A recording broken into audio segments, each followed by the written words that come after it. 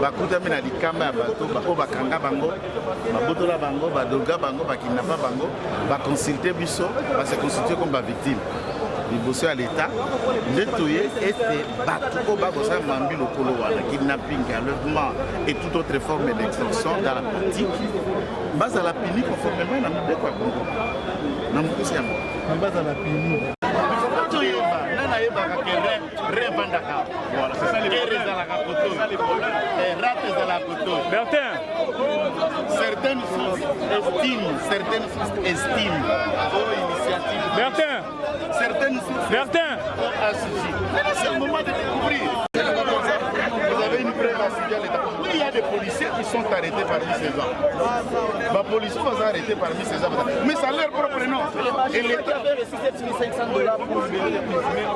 je ne connais pas le nom de ce magistrat. Au cité Kombola, moi je vais parler. C'est de quel parquet? Magistrat à parquet Nini. Natunio, magistrat à parquet Nini. Alors, si je ne connais pas les magistrats, donc question est, je vais vous dire qu'un magistrat avait reçu 7500. Na Komboyana, na parquet Nini. À quelle date, à quelle période? Non, mais vous avez population de la nuit aussi, c'est des populations de la nuit de votre part. Population Azela, tout est apprécié dans le tribunal d'Akoloba Mibeko. Biso tous les avocats. Souci na biso ba victime. Pas à la condamner. Souci na biso pas à la tapandi. Souci na biso pas à la table brûlé vivant. Mais c'est le tribunal d'apprécier. Merci beaucoup. Nous avons été consultés par un certain nombre de victimes qui sont victimes des enlèvements, des kidnappings et de certains parents qui leur fils étudiant. Par exemple, vous vous souviendrez que le note de cou de son fils a été retrouvé dans une voiture qui a de couleur rouge dont on a arrêté des présumés kidnappeurs et qui répondent devant les instances judiciaires aujourd'hui. Et c'est de notre devoir en tant qu'avocat de la victime pousser le tribunal à dire le droit et de profiter de cette occasion de manière pédagogique, puisque le procès pénal a aussi un caractère pédagogique, de dissuader ceux qui continuent à de telles pratiques. Et voilà la sentence qui les attend, conformément à ce que le tribunal va les réserver au regard du droit pénal congolais. En tant qu'avocat et humain, comment vous vous sentez au capté de défendre des criminels? C'est dans les façons de votre travail ou bien? C'est naturel, c'est comme un médecin qui est chaque jour en train de voir les gens mourir, soigner, sauver des vies. Et un avocat, son naturel pour lui de défendre des causes. Mais de ce côté, moi, je ne défends que ceux qui sont victimes de ces bourreaux qui comparaissent devant le tribunal de grande instance. Mais à mon niveau, en tant qu'humain, mon souhait et mon sentiment, qu'ils soient même bandits. Mais ça fait comment de voir l'un des criminels faire les aveux que j'ai été arrêté plus de 7 fois et libéré par les magistrats. Vous êtes avocat, quelle est votre analyse et la faiblesse de la justice. La faiblesse de la justice qui est à décrier, puisque lorsque nous voulons être l'avocat de la société, puisque le ministère public au regard du droit, c'est l'avocat du peuple et de la société. Et lorsque vous avez face à vous des ennemis de la paix sociale et de manière légère, simpliste, vous les relâchez pour s'aimer encore le même problème au sein de la société. Et là, nous parlons de la légèreté de la justice. C'est à quoi tout le monde nous devons travailler. La population par la dénonciation de certains comportements et les autorités par la radiation de tels magistrats qui s'adonnent aux pratiques de corruption, de clientélisme et de toute autre forme qui leur a permis de donner à X ou Y la liberté. Est-ce possible d'identifier ce genre de magistrats pour les condamner à condition que vous donniez la dénonciation avec beaucoup plus de précision, puisque celui qui a été arrêté a comparé quand même devant un magistrat, a comparé devant un parquet, a payé sa caution devant une instance judiciaire. Et si tout est remontable, c'est à ce niveau que nous appelons le travail de l'inspection générale des services judiciaires. C'est à quoi nous appelons le Conseil supérieur de la magistrature où il faut travailler. Vous avez suivi par exemple le président de la République, sans embâche, être inquiété du rendement de la justice, de certains comportements qui sont réprochable. Même la police arrête, le droit lui permet de garder cet intéressé pendant 48 heures. Après 48 heures, il va l'envoyer au parquet. Et si le procureur relâche, et vous n'allez plus reprocher à la police. C'est qu'il faut réfléchir, la proportion de la criminalité aujourd'hui, on doit les réfléchir tel que prévu et réservé dans le droit pénal, cela a évolué. Le code pénal remonte de 1940 et il n'a jamais été révisé. Celui que nous appliquons 20 ans avant notre indépendance. Et alors, quand ce code était élaboré, on ne parlait pas de Koulouna. On ne parlait pas de ce mode opérant que nous sommes victimes aujourd'hui. Comment des scientifiques, de pénalistes peuvent adapter la proportion et la peine la plus lourde? Et moi, je suis de ceux qui défendent la peine des morts. Je ne soutiens pas les moratoires et je suis pénaliste. Mordicus, la peine des morts, elle est utile quant à de telles questions. Et c'est de cette façon que nous pouvons rassurer notre population et donner le meilleur de la justice, c'est ce que le Congolais attend. Maître, vous êtes avocat. Maître, pour la sentence d'aujourd'hui. Le droit soit dit. Le droit soit dit. Mais ces gens, ce sont des êtres humains. Mais le comportement qu'ils sèment dans la société, nous sommes à la veille du jeu de la francophonie. Nous nous approchons et nous sommes déjà dans la période électorale. La psychose que cela crée. Je peux même vous dire une anecdote. Si on est le nuit, dans les tenanciers de buvettes, de boîtes de nuit et de restaurants. Mais ces derniers temps, ils n'ont plus de chiffre d'affaires puisque tout le monde a peur de se déplacer. Et quand ils n'auront pas à vendre ou les consommateurs ne viendront pas à les buvettes, ils ne paieront pas leur loyer. Et nous pouvons créer des chômeurs suite aux conditions d'insécurité. Nous pouvons faire éviter d'autres activités ou d'autres besoins suite à cela. Mais moi, ça me pousse à réfléchir que ce mode opérant vient de s'opérer à Lubumbashi régulièrement il n'y a pas longtemps. Des morts dans les sacs, des enlèvements ciblés et la police a intensifié. Est-ce que ce sont les mêmes personnes, entre guillemets, le financier des opérations de Lubumbashi qui agissent aujourd'hui à Kinshasa? C'est une autre question. Maître, dernière question pour finir ici. Est-ce que vous défendez la République, vous êtes avocat? Est-ce que vous allez aussi aller dans cet angle-là de demander au PGR de poser la question au kidnappeur, au présumé kidnappeur, pour citer au moins le magistrat qui l'a libéré plus de 7 fois? Cette question-là, vous allez loin. C'est très important. Mais moi, par contre, je voudrais, puisqu'il s'agit des questions de kidnapping, d'enlèvement et d'extrait d'organes et des autres parties vitaux de l'être humain. Est-ce que ces kidnappeurs sont-ils médecins? Connaissent-ils l'anatomie, les parties du corps, leur importance et comment l'extraire sans porter la gravité et préserver cet organe jusqu'à être utilisé peut-être demain? C'est de demander, ils le font pour qui? S'ils extraient des organes, ils le vendent à qui? Les réseaux. Il faut démanteler les réseaux. Allons dans l'essentiel. La justice, nous condamnons ce qui n'est pas souhaitable. Mais allons dans le fond. Le vrai fond ici, c'est quoi? Il y a des morts, il y a des victimes et des organes disparaissent. Qui pratique? Quel hôpital bénéficie? Quelle structure sanitaire est derrière ce genre de pratiques? Ce sont des questions que vous devez vous poser. Et c'est dans cela que nous devons mobiliser pédagogiquement la population pour y arriver à dénoncer et faire tout ce qui est nécessaire, chers camarades. Merci beaucoup. Vous descendez sur le lieu? Lequel lieu? Le lieu là où on vend les organes, où on extrait les organes. Ah bon, mais les journalistes aussi enquêtent, ça. Allez sur le terrain. atelaki eloko te rkanga na ye nakutaki deja atiki monoko polele na ndako wana ntango okotaki na lopango azalaki ye moko to azalaki na bato mosusu na ndako? azalaki ye moko azalaki na peti na ye moko peti na malala ye na se na salon.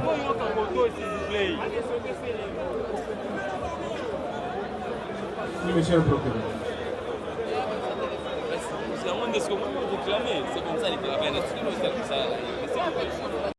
À la partie civile, c'est le host Kram.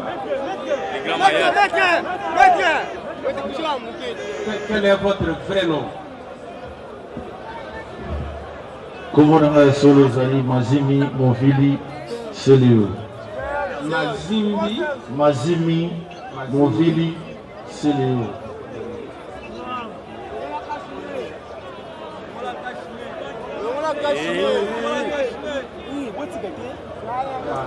Okoki koyebisa tribunal makambo nini ekomelaki yo ezalaki wapi Et puis là, Nazareth est auteur, il y a Makambo yango. Merci, Monsieur le Président. Ngai Nazali, Célio Navani na Bandalongwa. Banyokoli Ngai depuis 2014. Si 2016, nous avons décidé d'aller en Europe. Ezali Mona Oyo, Christian. Yeah. Ah.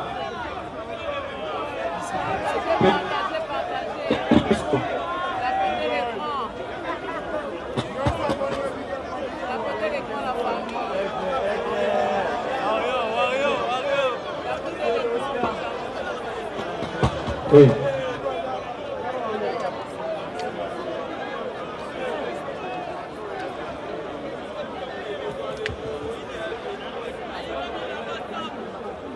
Alors, azali na bandi ya monene oyo banyokolinga bazinga biloko nyonso ya ndako na bambongo na baportable na batelevizio na bilamba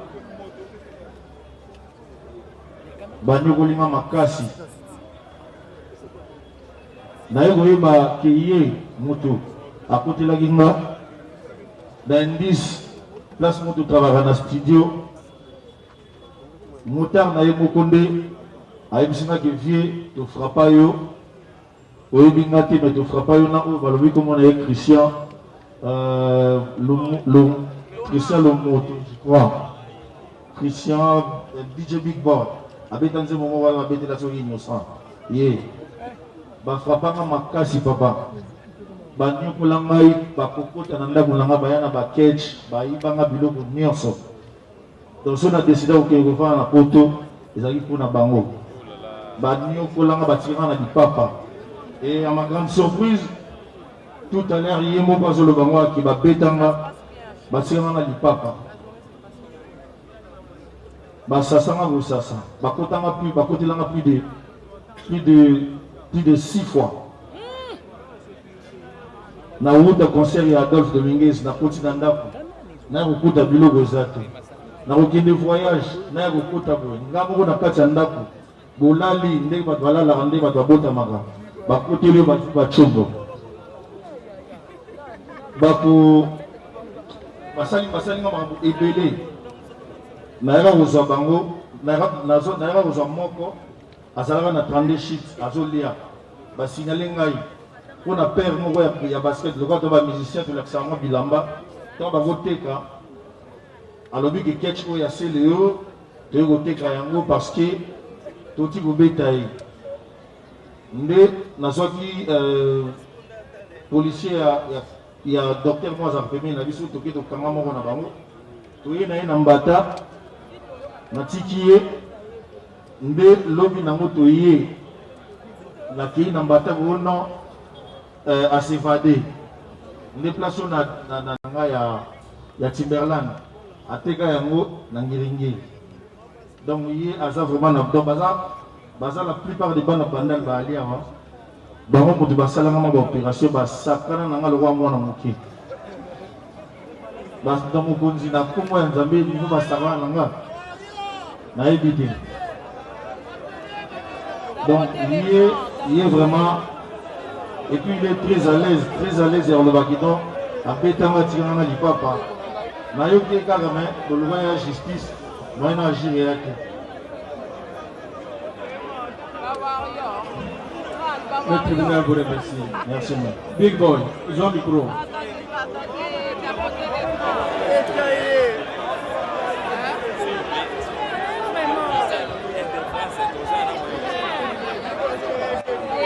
C'est pas professionnel. Bon, vérité Zaboui. C'est le bato oyo babanda kokotela ye na ndako ezalaki nga te nga nakotela ye mbala moko alalaka pardon nakotelaka ye une fois alalaka monoko polele et puis nazwaka ye babasket nyonso na bilamba nyonso natikaka ye na lagote nakoki owangana te me nasalaki yango soki nasalaki yango bongo eza parce que afingaka fali après wana silence s'il vous plaît, silence, tolanda. Maman, on a les gossos. Silence s'il vous plaît.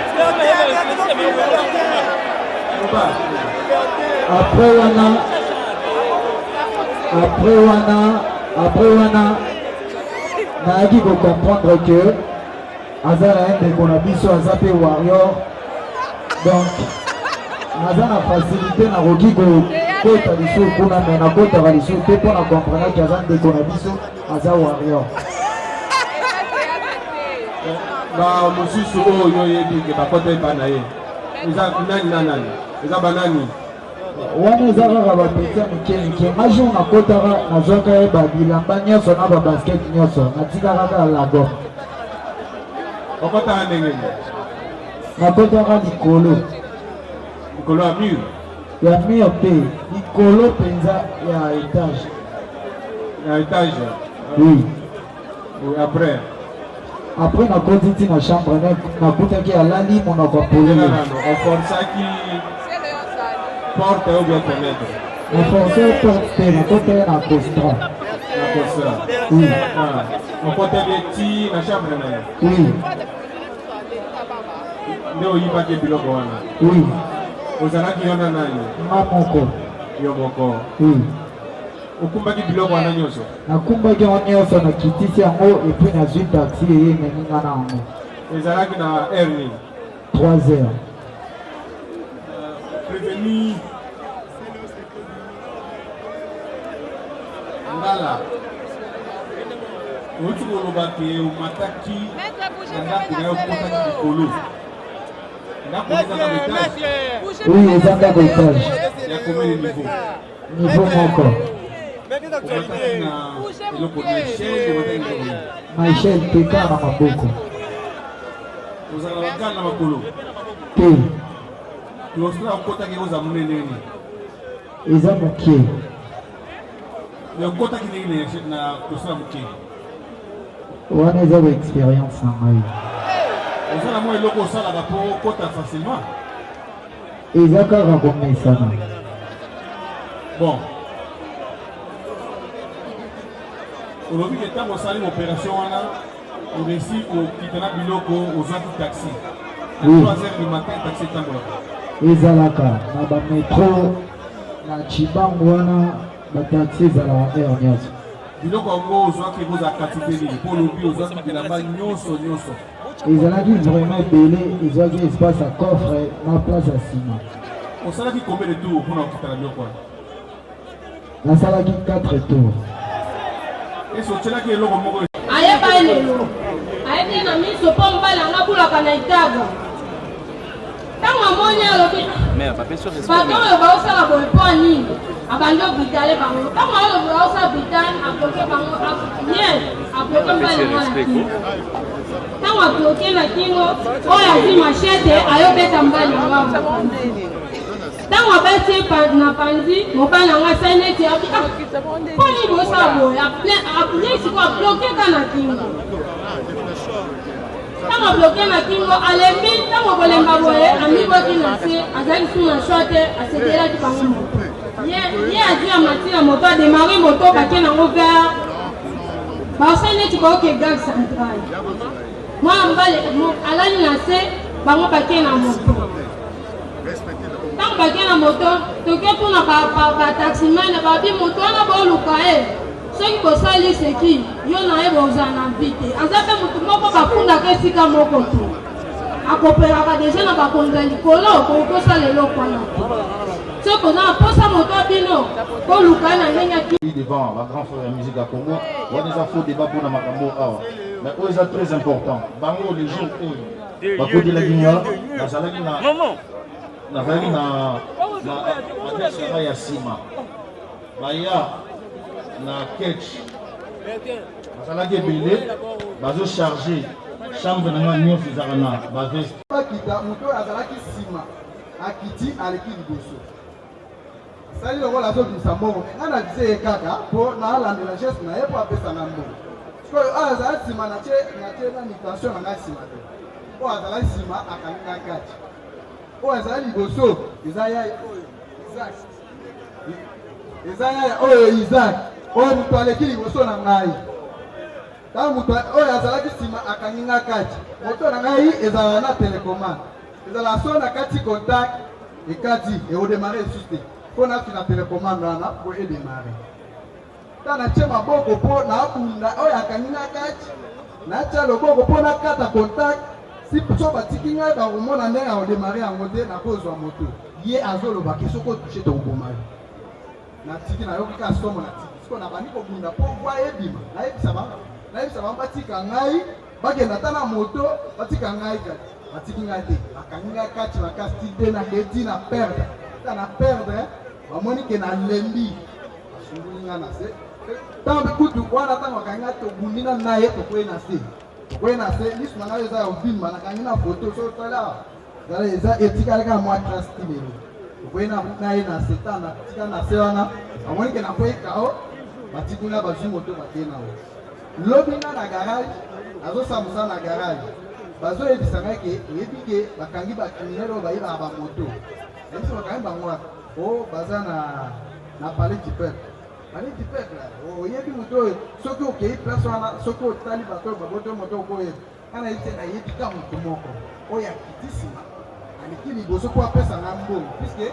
abandi kolandela ye apesi mbongo te oyo azalaki nsima akangi nga kati mais soki namoni oyo azalaki liboso na ngai wana nakoyeba ye naye na palais du peuple natali palais du peuple bato baa te natuni bayebisi ngai kende na bureau ya ministre d'intérieur naye awa ta nakoti na bamaître oyo tozala na bango nabandi kotala ta natali nalobi te omoni ye oyo abandi wana ye moto abotoli nga moto azalaki liboso oyo azalaki nsima akangi nga kati ye akiti liboso po apesa nga moto ye moto bato azala moto na bango ntango naloba wana nayebaki omona ye te mbala moko balobi o komona ye Isaka Kabaka tina ye lelo naye kotika plainte na ngai azokisaka nga nde moto na ngai ngai nata beso moto ezonga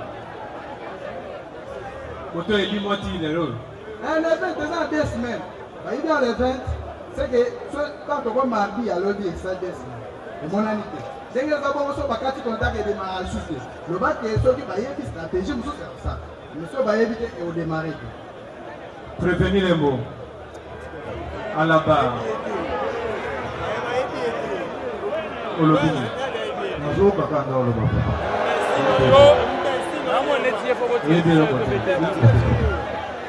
yo botona bato bamoto te nayebi te so makambo nyonso bamoto bandi bamoni na video basalakani ya 150 moto na bamoto opesa bango tobeni papa comprendre. Le tribunal vous remercie. Le tribunal appelle la partie civile. Position à dire qu'on ngai. Quand maintenant il batté. À ma grande surprise, mais surtout que nous avons assez à catch. Nous avons coupé. Très faible. Nous avons ngai. Nous avons pas paqueté. Très faible. Donc nous avons coupé. Nous avons mon. Oui, c'est ngai hein. Et puis ça m'a émotion. Ntango nazokufa na bantu talaka libanda parce que secours ezalaki te apare akouta na lola lokola nzambe azali moto ya secours natali na diagonal namoni wewa moko azokitisa moto nalelaka okomprendre ngai wewa moko azokitisa motu nayoki esprit se eyebisi ngai klaxonne nasimbi klaxon pi na mbala moko wewe wana tourné atani ngai ngape na moni ye mais azotala agilité ye pe azomituna nini kwa moni ngai nazana seka kasi na ebite so bande omona nga bien ou bien bande omona nga bien te na ebite na zokufa bakangi ngai bazangi na naiko constater que bazangi na voiture mususu ya mibale bande kolanda ngai bande ofulenga ya rouge et kotelema jusque ekale entre ngai na wewa parce que na bande omona suwewa tena parce que voiture na ekale ngai natikali bazo étranglé ngai nazokufa faible nazosala eloko te jusqu'à tel point bareconstaté bango moko ke nalembi babuki kiti babendi nga na nsima ntango bazobenda nga na nsima ngai lokola esprit na ngai nyonso ya libanda nazotala libanda de grâce nzambe lokola za solution entre voiture na bango na glace na ngai etikali na mwa espace ya moke namoni wewa nayebisi ye bazoyibanga mutuka wewa na demare moto nzambe apambola bawewa nyonso wewa wana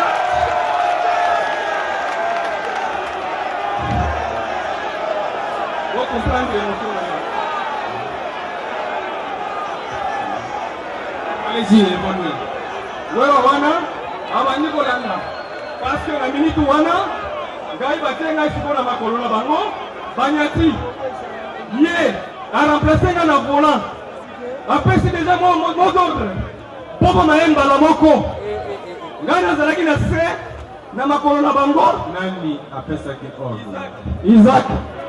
Isaac, tellement. Revenez Isaac, tellement.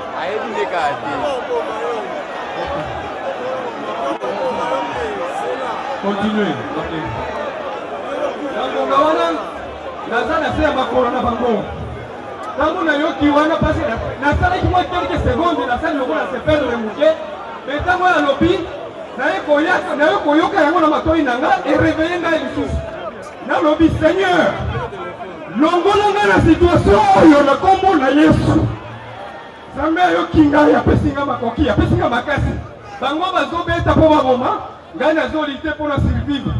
Na makofi, na nyonso, na ndenge nazokota na wana, naye kobeta mutu na ngai, na portiere na ngai ya nsima ya gauche. Tango nabwaki miso, namoni poignet, na bimisi, na fongoli portiere. Na fongoli na bimisi liboko na ngai ya gauche, natie na se ya portiere. Oyo natie na likolo.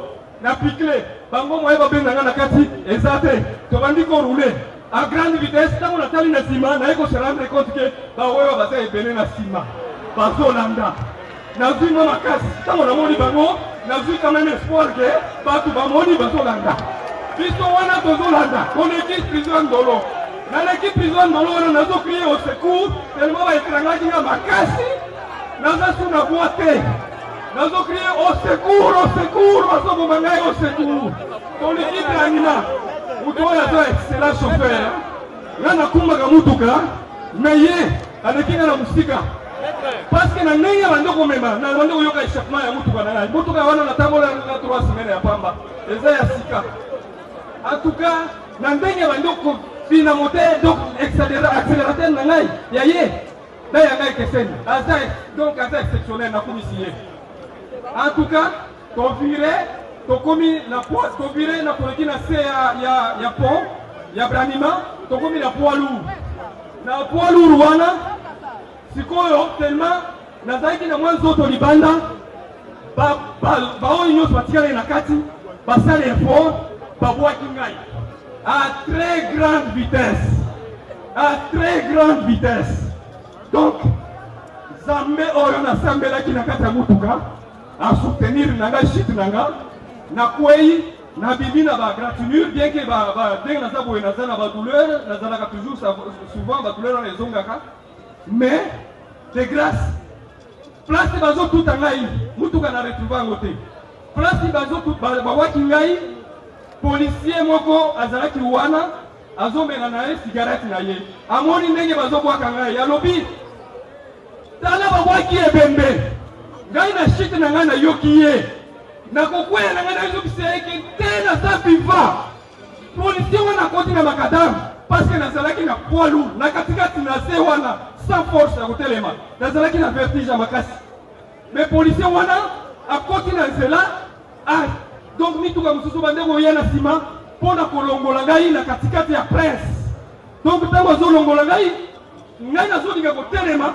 ye sikoyo azomona ke naza na vertige azoyebisanga vanda na se navandi na se malheureusement nazalaki te na kokende kozwa policier wana te cause ya traumatisme nazalaki nango ya makasi donc bake na mutuka natikali wana na miso ya la polise wana nasambeli na bi seigneur ti lelo natikala koretrouve mutuka wana te nakei un jour après nakei na pecrime na bapota na ngai ndenge bande kosinye makila ezosinye makila na mai nakei na pecrime na porte plainte na ngai eza na date ya jour wana mais sikoyo ntango na mikolo ekoleka Numéro ya plaque ya motuka na yo. Numéro à plaque est à 1305 BL01. Eza voiture catch. Voiture catch. Couleur est une couleur jaune parce que na bande la taxi. Sikoyo na pekrim mikolo ekoleka na ekoyoka basikiso kaka nde bato babetaka masolo na quartier oyo bakangi bacriminel moko nde na bipo nalekanga na beta tu ntango nakomi na pekrim babimisi nde ngai 4 criminel babimisi ngai babi eske oki koreconnaitre moko natali na reconnaître ye nalobi na reconnaître ye na bilamba alati na coiffure azalaki nango azalaki na coiffure oyo batisaka suki kote boye na basuki batikaka boyi nde coiffure azalaki nango na mutu naye kokende mbala nsima na ye kozonga namoni ke akati deja suki wana na achange bilamba wana bon dû à traumatisme nalandaki lisusu dossier ti na suka te parce que nazalaki confiance na la police eke jusqu'alors na retrouva mutuka te nayebi te suite soki na la police baikola ndenge Prévenu les mots. Depuis que Bandi, au tirage de matin, le moment revenu. Pour le moment, madame Koubaou, papa, on dirait que tout le monde est en train de le marabout, il y a des années. La Yebi, nous sommes à la moto, on a bien été pour le voyage. Donc, papa a conseillé à Makambo. La cause, on a fini la première fois avec la télé. On a gagné un assemblement, on a gagné le mot de la police. Monsieur le procureur, est-ce que vous avez fait faire poser?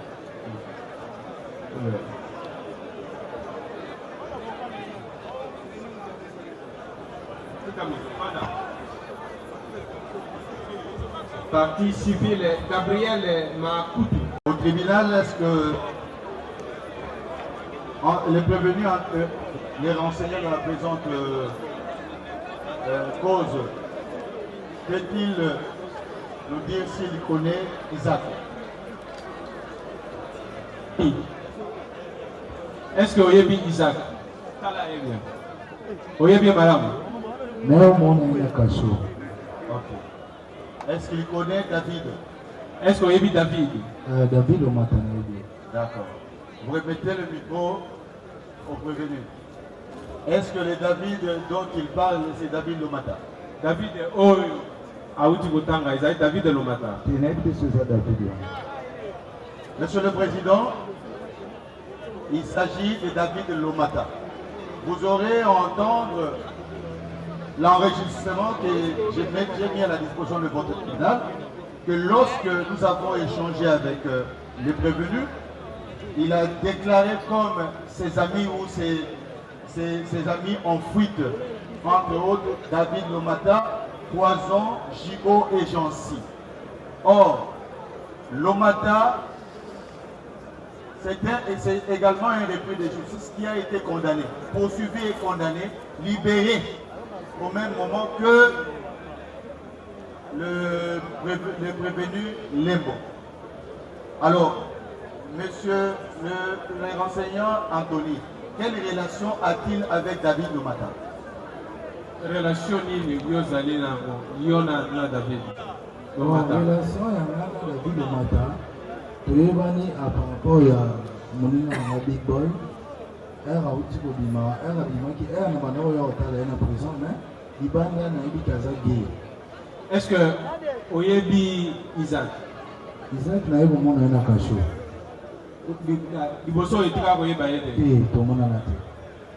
Monsieur le Président, si votre tribunal peut ramener également Boy. Big Boy, le tribunal sonne Big Boy à la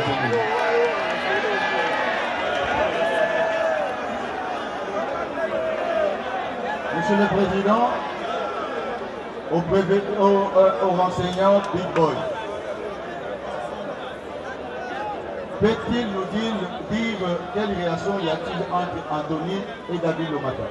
Relation ni azali entretenir na David Lomata. Baza mwasi na mobali. Nani mwasi nani mobali? David mwasi, Anthony mobali. Pesa Anthony micro. Uyo lobini. nayokaka aza gay mais aza mwasi na nga te. Monsieur le Président, c'est une question qui ne nous concerne pas, mais nous mettrons à la disposition de votre tribunal les éléments qui confirment cette déclaration. Monsieur le Président, membre de la composition, la question à Big Boy. Est-ce que David Lomata est-il un trait d'union entre son groupe et le groupe d'Isaac? Est-ce que David Lomata est un groupe na groupe d'Isaac? Bon, David asangisaka groupe na groupe ya Isaac te. Ye soka ye pa na nga mingi ezalaka mpo mona Anthony mpo alinga Anthony makasi.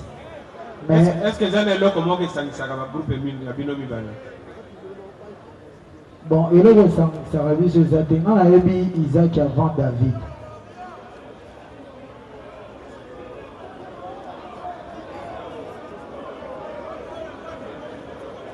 Est-ce que David Lomata asalaka likambo moko esalaka ke soki ake na rôle oyo azwaka na groupe na yo ou bien rôle mosusu azwaka na groupe ya Isaac? Bon, David souci na ye ezalaki tokoma coopérer na ye mais tellement que ye video na ye eklataki mwa mingi elongi na ye mpe eza visible nde nga mpenza na bando olinga kosala cope na ye te yango asala équipe na ye na Isaac. Soki ayepa na biso ezalaka po mona Anthony. Monsieur le Président, est-ce que le prévenu Isaac peut-il dire à votre tribunal s'il a déjà opéré plus d'une fois avec David Lomata? Est-ce que Mabé Salaka aussi opéré avec David Lomata? Jamais papa. Ça la Mabé Monsieur le Président, est-ce que les prévenus peuvent-ils s'approcher de votre table? Tous les trois? Le Big Boy et Isaac. Big Boy, prévenu Big Boy. Isaac. Nous allons mettre à votre disposition la photo de David Lomata. On nous confirme s'il s'agit de la même personne.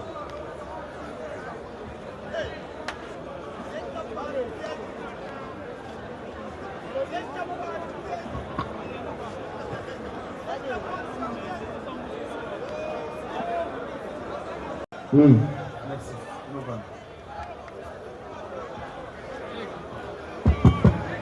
Prévenu Kaba. Yo olobi ke bakangaki yo na balcon. Mais Laetitia alobi okitaki na se. Mais ye motauti oloba. Pesa Laetitia micro. Laetitia. Ye ezalaki otanga yoki ke basoda.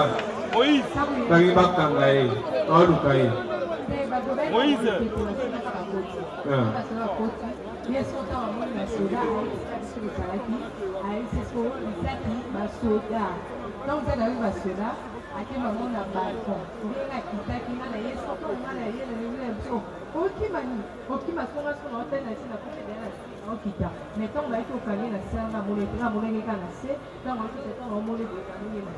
Donc, vous allez confirmer dans le tribunal que Kaba bakangaki na balcon te bakangaki ende na se. Azaki na se. On doit évoluer. Le tribunal pendant le tribunal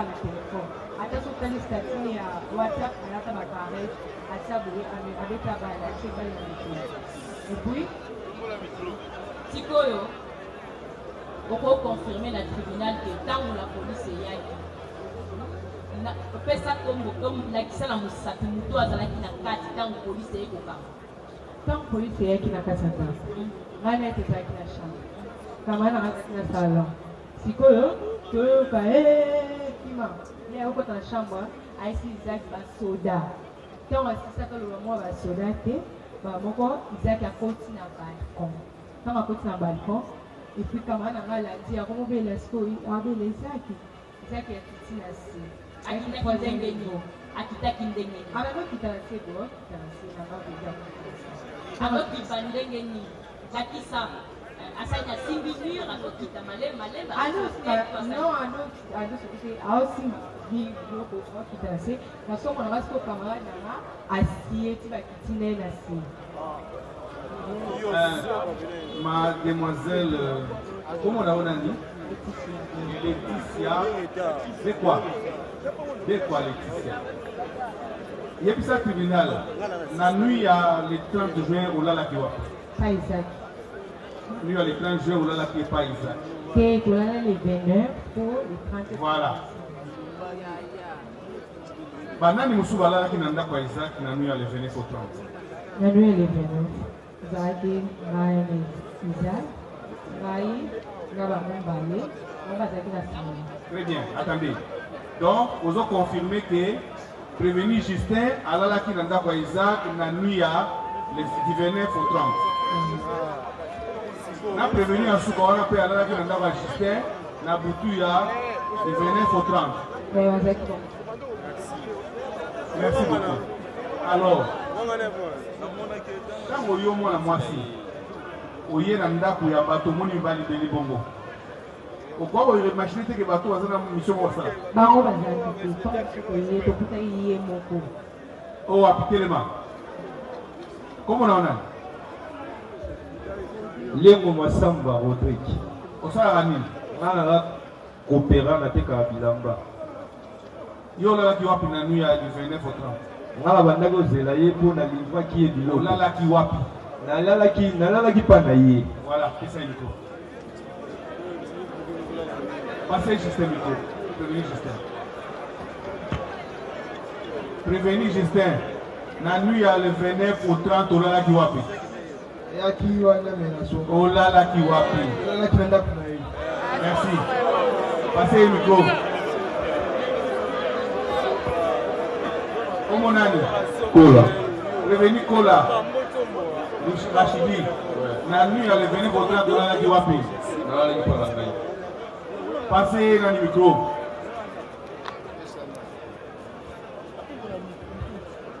Oyebi Rachidi. Nayebi ete. Omona ki na butu kuna. Bona butu na mona ki ete bonga zaki na ngala salon na landele zanda kuna ngati na salon na lala ki na Laetitia tuzaki pena ye. Mais comment voulez-vous Justin alobi pas la ki wana? Ye na yebi te so ala na chambre na landele ete zanda kuna ngati. D'accord. Prévenir Bekwa Laetitia. Pourquoi vous avez ce tribunal que Bakanaki Kaba n'a pas le compte, mais Bakanaki a Kitaki Lokola Lézard, Tina C.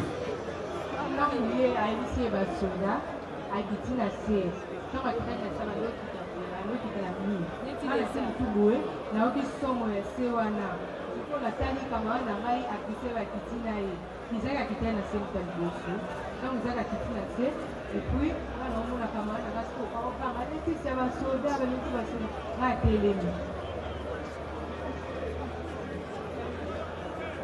comparer les prévenus Big Boy.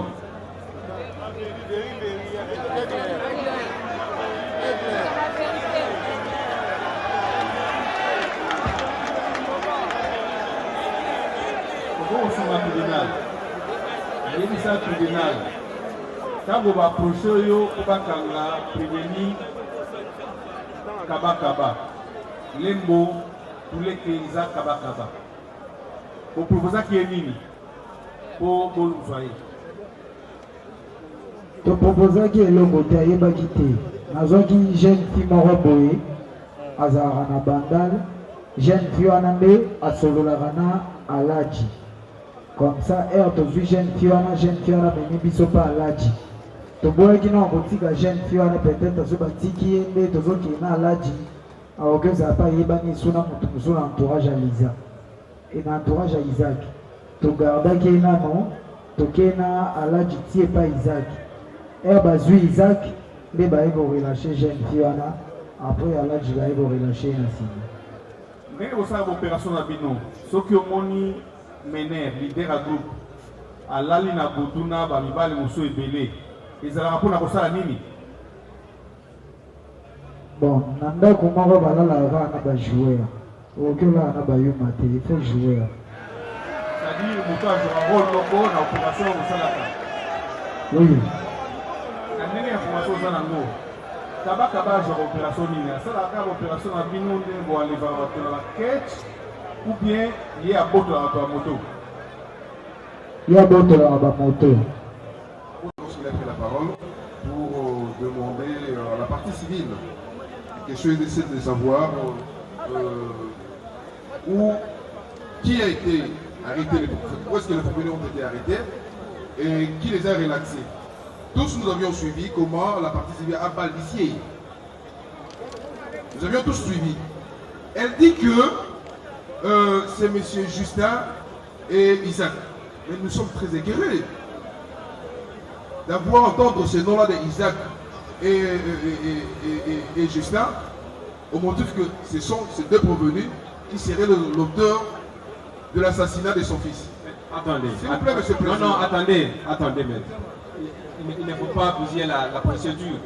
Attendez que le tribunal pose les questions à Justin et à Isaac et vous viendrez pour les défendre. Jusque-là, le tribunal n'a posé aucune question au détenu. C'est ça la procédure. Bon, oui, nous soumettons à votre sagesse. Oui, maître. Monsieur le Président, votre honneur, pour le compte de la partie civile, la partie prévenue ne doit pas nous amener sur un terrain glissant. Il a été bien dit ici. Lors de l'arrestation de mademoiselle Grace, qui est actuellement en détention à la prison centrale de Makala,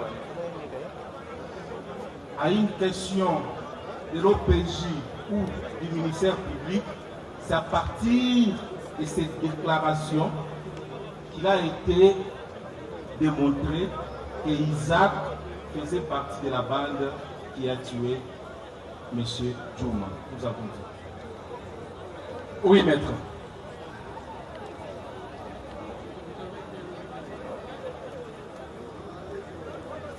Merci, Monsieur le Président. On voulait faire acter notre comparution pour le compte de la République démocratique du Congo, comparé Maître Donald Kavasele. Je suis avocat près la Cour d'appel de Kinshasa-Gombe.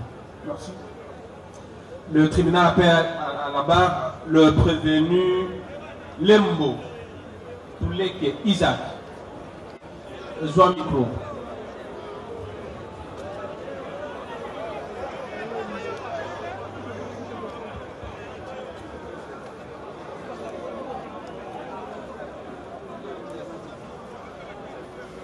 Outi koyoka makambo mamani yoso auti koloba na bokuse alobi yo na prévenu Justin na Gracia nde bobomaki mwana na ye Juma na bafoto oyo auti kolakisa biso yo lobini na makambo nyonso tolobia na reconnaître l'autre nayebi mpe grâce ya te Justin mpe okoloba nayebi te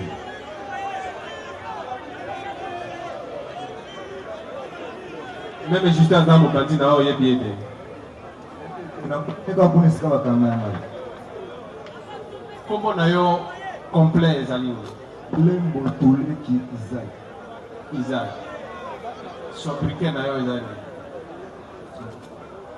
oza na sobriquet te kaba elakisi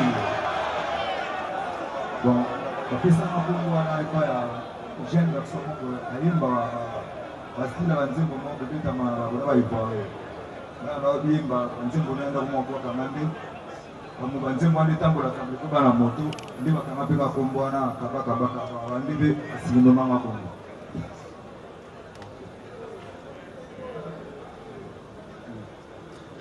Yo le bien au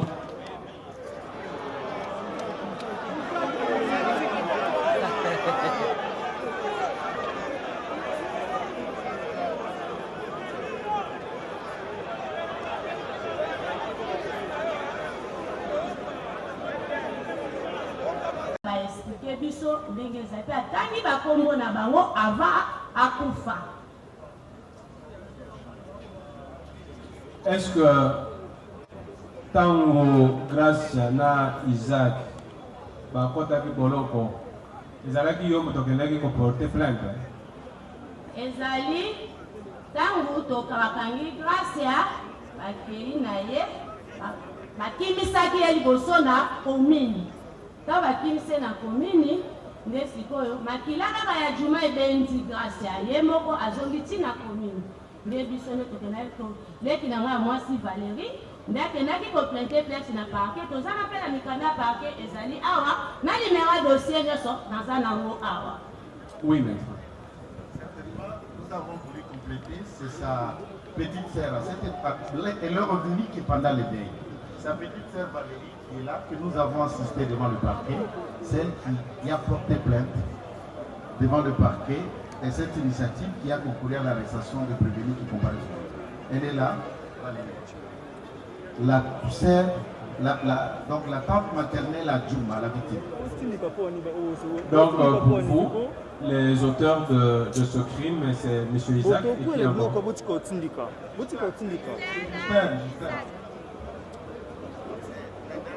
Justin, c'est celui-là. Monsieur Isaac, prévenu Isaac, tellement. Oui, monsieur le président. Kaba bolu kaiwa. Kaba. Merci, Monsieur le Président. Monsieur le Président, Madame, Monsieur du tribunal, nous aimerions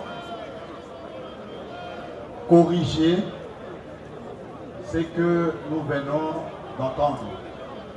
Ou bien, par votre tribunal, que la partie civile vous dise, Monsieur, lors de cet homicide, il soutient que le prévenu avait été arrêté, puis relâché.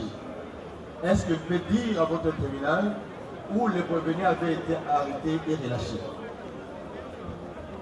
Kutuna ya procureur ezali boyebisa na tribunal po bino bouti koloba awa ke Isaac bakangaki ye pe batiki ye nani bakangaki ye pe nani atikaki ye.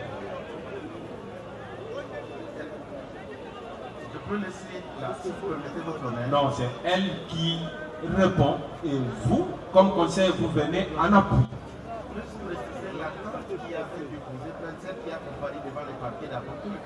Maître, suivez la logique du tribunal. Maman Yolo répond, elle peut être complétée par d'autres personnes. Oui, maman. Papa, moi, la lobby boy. Bakanga kinde Gracia. Tango bakangi Gracia na komini, nde ba libérer Gracia. Ya barumbu. Tango bakangi Gracia babi ay. Mutu oyo akonduire bato ti place babomi mutu. Pe benike babeni ngai aza na bumbu. Akonduire bato ti tokomi bakomi na bumbu.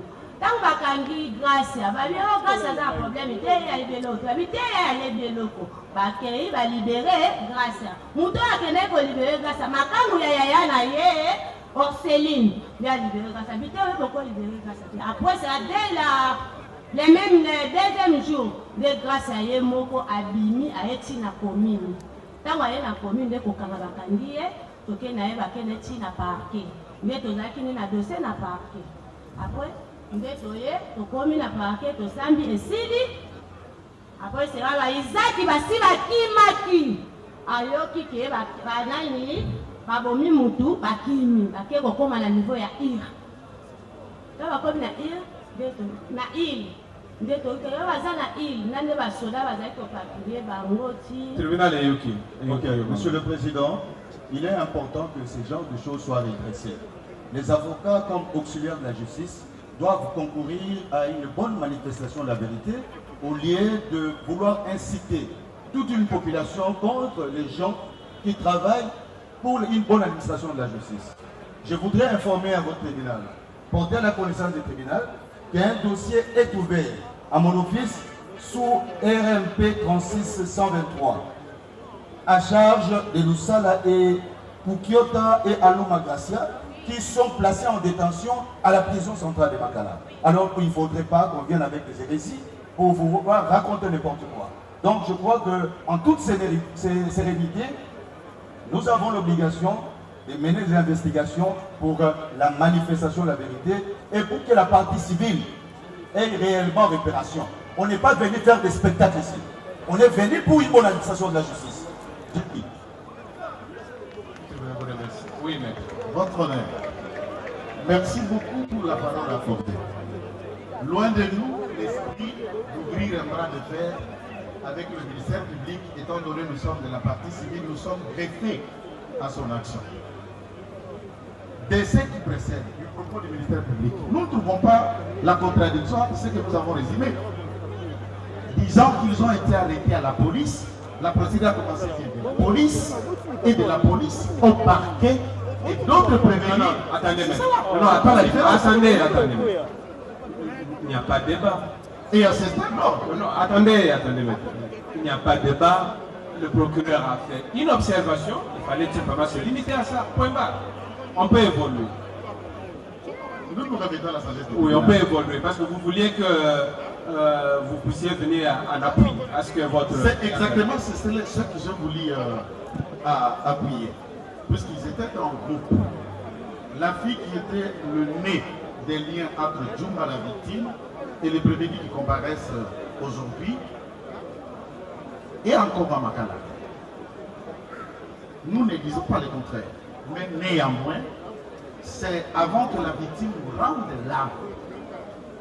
Le corps, on l'a retrouvé à la police et c'est le rapport fait à Bumbu.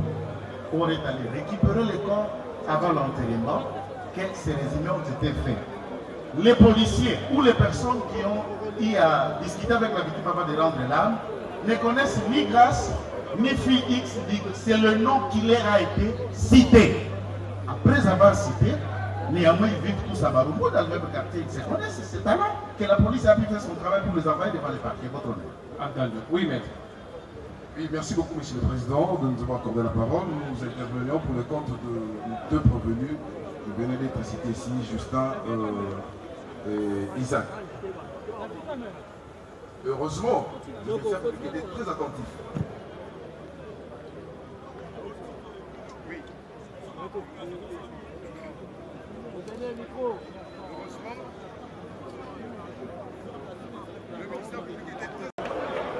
Est-ce que tant vous avez la famille,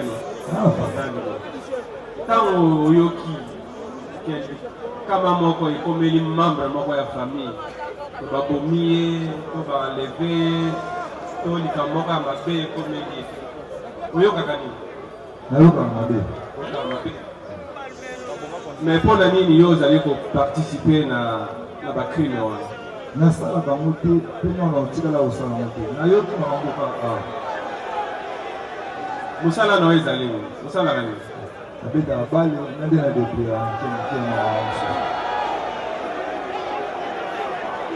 est-ce que ozala problème na mama yo? nazalaka ta na problème atala na mama ngo. Oyebi ye? Nayebi te. Oyebi Grâce? Nayebi te. Oyebi Justin? Nayebi te. Siko oyebi nani? Wapi? Na likambo oyo oyebi nani? Atelo mote nayoki nango kaka.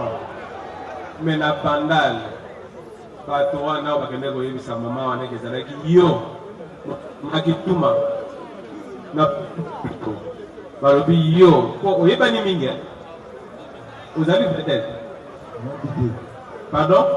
Ezala banzembo kaka nde bajene bayembayemba nanga nde bana moto batambola nango na moto na bango Oui, mais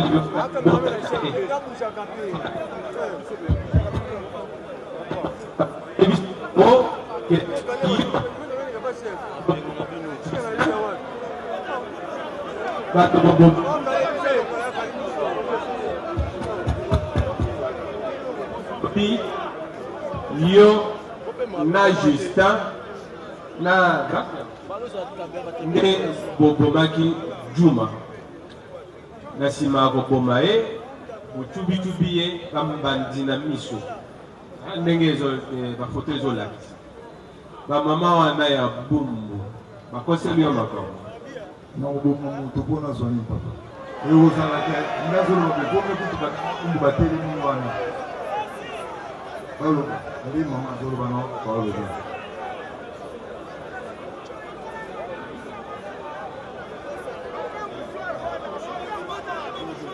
prévenir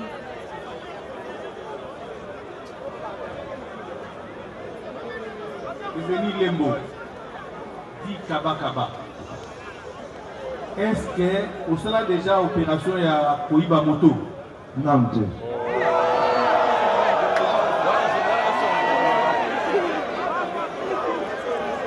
Et ça nous la maman au erreur de fin d'alors.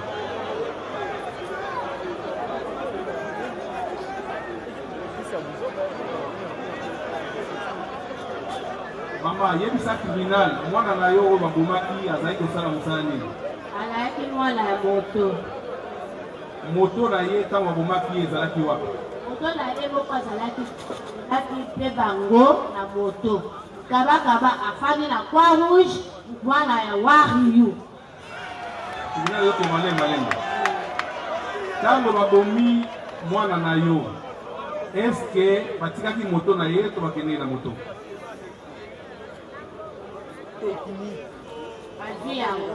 Azwi moto na mbongo na telefone. Moto na ye asi. Passe micro pa ya Kaba.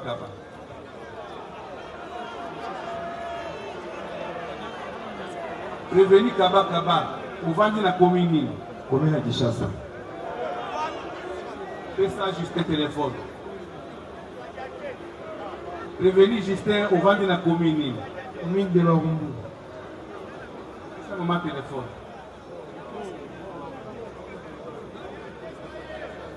Maman, grâce ya oyo akangami na makala azalaki mwasi ya mwana oyo bakomi. Azalaki kovanda na komini. Na Barumbu. Biso nyonso na Barumbu. Pesa yango micro. Est-ce que oyebi jeune moko na kombo ya Big Boy?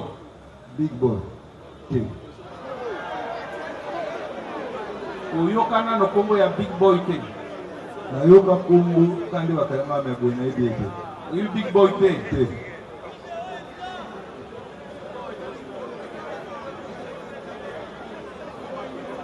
Big Boy, à son micro.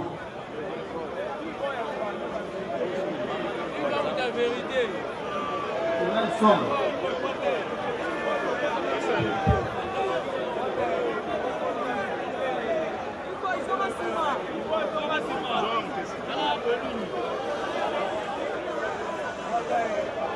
Prévenu Big Boy. Il a les gens rappelé qu'on voit que vous êtes un criminel pour être démontré normalement. Vous allez bongo? Oui. Est-ce que vous avez prévenu Kaba? Oui. Est-ce que vous avez vu que vous avez la police pour aller voir Juma? Oui. Est-ce que vous avez vu que vous avez Kaba comme auteur et aller voir Juma? Oui.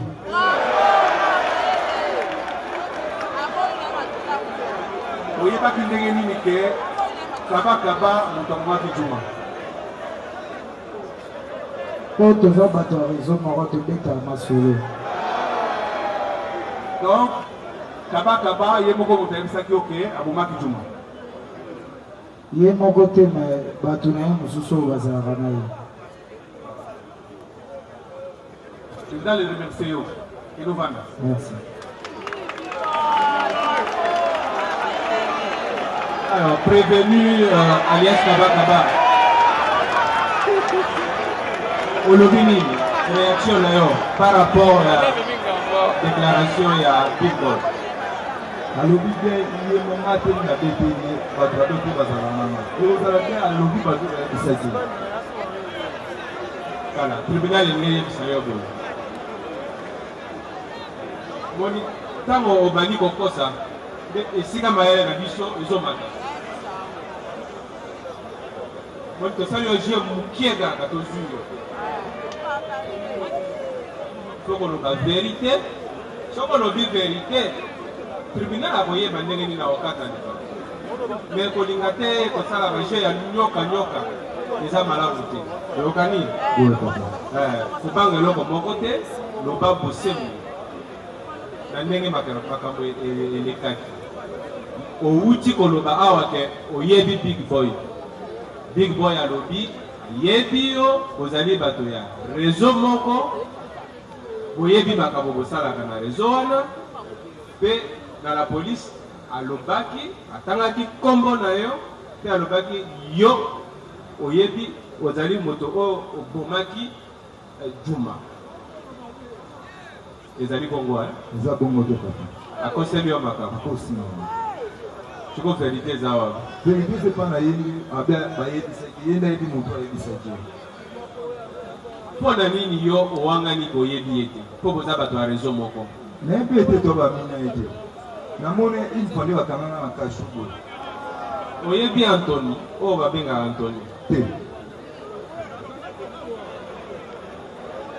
kaba yo Big Boy ezali ye bino mibale bozalaka bakamarade bobandaki koefre na groupe moko na nsima bokabwani Anthony akomi kotala bino na musika tanto akei epa na yo tanto akei kopere na Big Boy ezali bongo eza bongo te papa ezali ndenge nayebi Anthony te yo outi koloba awa ke oyebi Big Boy sur place azali awa alobi ke ayebi yo bozalaka place moko bozala bato ya réseau moko ne papa na réseau nini